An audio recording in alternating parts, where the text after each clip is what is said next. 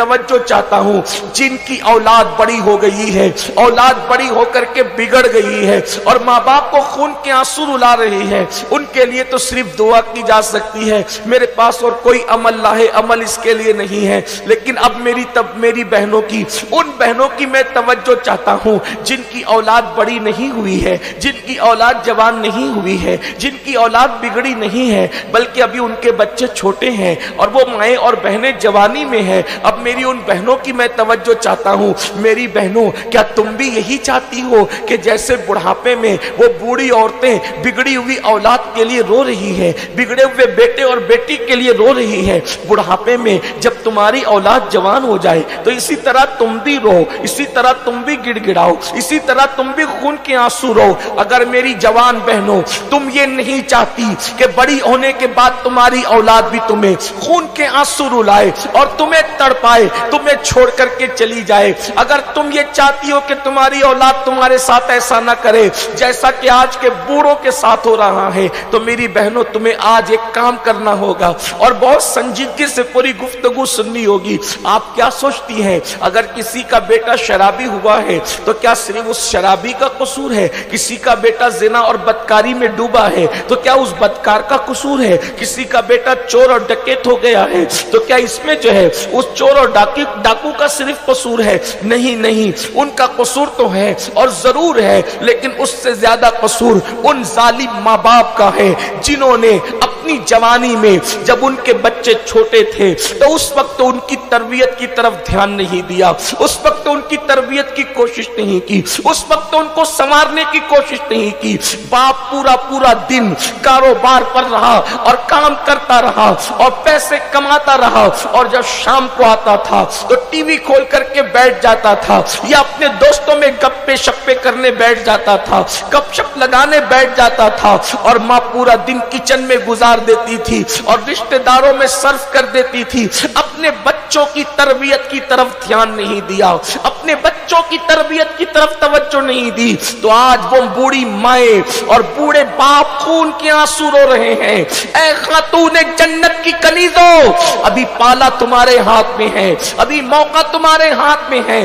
کہ تمہارے بچے چھوٹے ہیں، اب تم اس منزل سے بچنا چاہتی ہو تو میرا یہ مشورہ ہے، سنی دعوت اسلامی کے حبلی کے اجتماع کے اندر یہ مشورہ ہے کہ میری بہنوں اگر تم اس نقصان سے بچنا چاہتی ہو تو اپنے بچوں کی صحیح تربیت کرو، اپنے بچوں کی اچھی تربیت کرو۔ اور آج تربیت کس طریقے سے کرنا چاہیے، ایک ماں کون سا رول پلے کر سکتی ہے، ایک ماں اپنے بچے کو کیسے سنوار سکتی ہے، اچھی طرح یاد رکھنا، ماں اگر چاہے تو بچہ ولی اور قطب اور ابدال بھی ہو سکتا ہے، اور ماں اگر چاہے تو اللہ اکبر بچہ چور ڈاکو اور لٹیرا بھی بن سکتا ہے، یہ ماں کے ہاتھ میں ہے۔ کسی شاعرہ نے کہا تھا کہ اللہ اللہ، اور بہت خوب کہا تھا، بلکہ کسی شاعر ہی نے کہا تھا کہ آج بھی ہو سکتا ہے عیسیٰ کا پرتو پیدا، آج بھی ہو سکتا ہے، اس نے عیسیٰ سا بیٹا کہا تھا، لیکن میں ذرا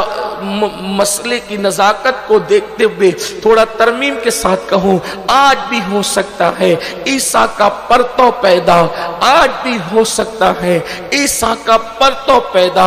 ماں کی گود ہی ملتی نہیں مریم کی طرح، اگر آج بھی ماں کی گود مریم کی طرح ہو جائے تو عیسیٰ تو پیدا نہیں ہو سکتا، لیکن کردار عیسیٰ لے کر کے بیٹا ضرور پیدا ہو سکتا ہے۔ اگر آج بھی ماں فاطمۃ الزہرا کی گود کی طرح محفوظ ہو جائے تو بیٹا اللہ اللہ حسین نہیں تو غلام حسین بن کر کے ضرور پیدا ہو سکتا ہے۔ اگر آج بھی ماں کی گود ماہ نور فاطمہ کی طرح ہو جائے تو بیٹا معین الدین غریب نواز کا غلام سچا ماں باپ کا وفادار پیدا ہو سکتا ہے۔ اگر آج بھی ماں کی گود ام الخیر فاطمہ کی طرح ہو جائے تو آج بھی بیٹا غوث اعظم شیخ عبد القادر جیلانی کا غلام پیدا ہو سکتا ہے۔ اے خاتون جنت کی کنیزوں، اگر آگے خون کے آنسو رونے سے بچنا ہے تو اپنے بچوں کی تربیت کا پلان کرنا ہوگا، اپنے بچوں کی تربیت کا منصوبہ بنانا ہوگا،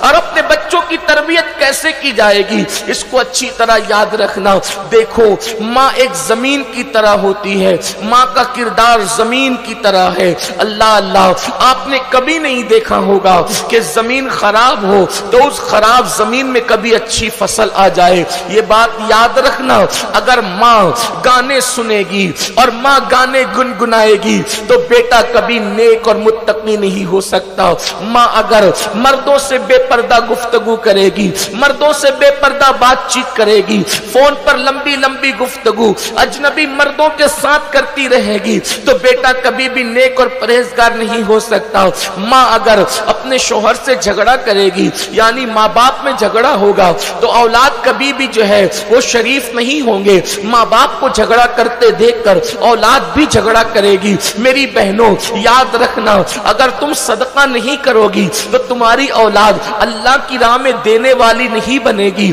बल्कि वो लूटने वाली बनेगी। ऐ मेरी बहनों, अगर तुम गाली दोगी तो तुम्हारी औलाद तुमको सुन करके गालियां देगी। अगर तुम सीरियल में ज़िना के मनाजिर देखोगी तो तुम्हारी औलाद भी वो ज़िना के मनाजिर बचपने में देखकर जवान होकर के फिर वो भी बदकारी करते नजर आएंगे। ऐ खातूने जन्नत की कनीजों, आज अगर बेटियां किसी गैर का हाथ पकड़ करके भाग रही है तो किसने कोचिंग की तुम्हारी बच्चियों की भागने के लिए, किसने ज़हनी तरबियत की तुम्हारी बच्चियों की भागने के लिए, तुम्हारी बच्चियों को आवारापन पे किसने उभारा? यकीनन तुम्हारे घर कोई आया तो नहीं, कोई समझाने के लिए तो नहीं आया, कोई बिगाड़ने के लिए नहीं आया, कोई बदकारी पे उकसाने के लिए नहीं आया। फिर आखिर कौन सी चीज थी? तो ये बात याद रखना, औलाद को बिगाड़ने में इस वक्त तो जो सीरियल रोल अदा कर रहे हैं इतने जहरीले हैं ये सीरियल, ये देखने में तो बज़ाहिर बहुत दिलचस्प है, लेकिन ये हमारे घरों को आग लगा रहे हैं,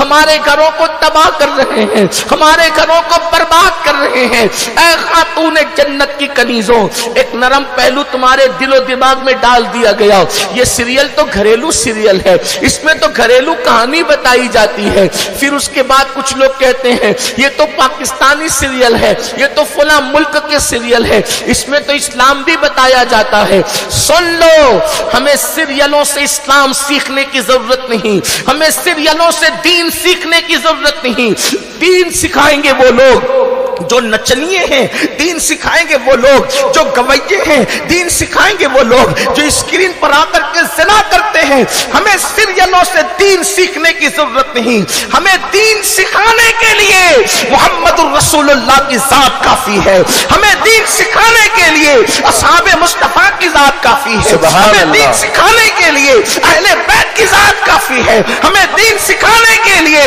गौस व ख्वाजा की जात काफी है, हमें दीन सिखाने के लिए सूफिया की जात काफी है। हम सीरियल से दीन सीख रहे हैं।